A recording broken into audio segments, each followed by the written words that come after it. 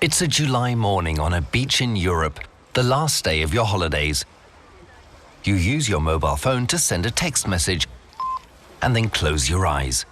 Your words are picked up by local telephone lines and transmitted from one network to another until they reach the country where your boyfriend lives. This is called roaming. Telephone companies generally charge too much for this service, which resulted in unpleasant surprises at the end of the holidays. But roaming prices have now dropped dramatically thanks to the European Commission. The Commission is a group of politicians, men and women, who meet every Wednesday in Brussels. We call them commissioners. Together, they form the government of Europe, so to speak. They all have their own specific field of responsibilities and come from different countries. It is their role to defend the general interest of the European Union.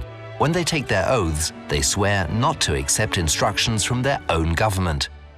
Each commissioner expresses an opinion on all subjects and contributes to all decisions. It is often said that the Commission is the driving force of the European Union. Its main role is to take the initiative in proposing EU legislation. For instance, the College of Commissioners was the first to conceive of the possibility of reducing roaming tariffs in Europe. This proposal was then examined and adopted by the other European institutions. You benefit from that initiative a few years later, lying on your deck chair. To end your holidays, you stroll along the water's edge for a while. You still do not know it, but it is the European Commission which makes sure that the water lapping at your feet is not polluted. The quality of bathing water is enshrined in EU law, and if the member states refuse to take the necessary measures to ensure the cleanliness of their shore, the Commission may penalise them in its role as guardian of the treaties. A few hours later, you arrive at the railway station. You will very soon be with your boyfriend. And once again, strange as it may sound, this is partly thanks to the European Commission.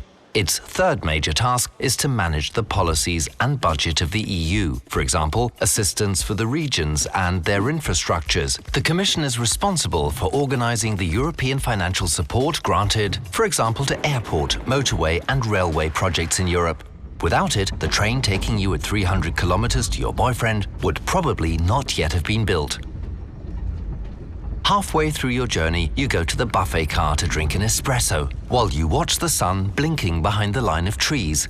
Before it warmed your hands, the coffee which you're enjoying grew far away from here on the plateau of an African country, and it reached this railway carriage partly thanks to the Commission. The Commission is responsible for performing tasks on behalf of the European Union outside its borders. In practice, this involves negotiating commercial treaties with foreign countries on the basis of a mandate entrusted to it by the member states, and also establishing development programs in emerging countries. In Africa, these programs help to develop coffee exports, for example. Right of initiative, guardian of the treaties, policy implementation and international dimension. In one day, from the beach to the arms of your boyfriend, the work of the European Commission has made your reunion easier.